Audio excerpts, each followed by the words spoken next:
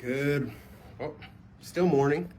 How's everybody doing out there? Dante Bona, OnlyWoodFloors, and so we got 2 coats of finish on, and this is more or less what it's going to look like. Let me go ahead and turn this thing around and show you guys. So, the maple. Let's just kick my shoes off here, but it's a pretty good blend.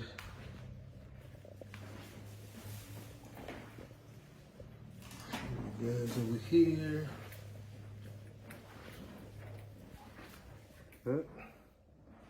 Laminate, hardwood, laminate, hardwood.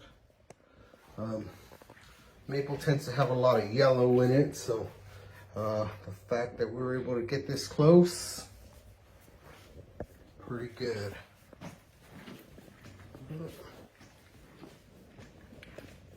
Take you guys to the kitchen, show you guys what we got over here. So our kitchen. Beautiful. Beautiful.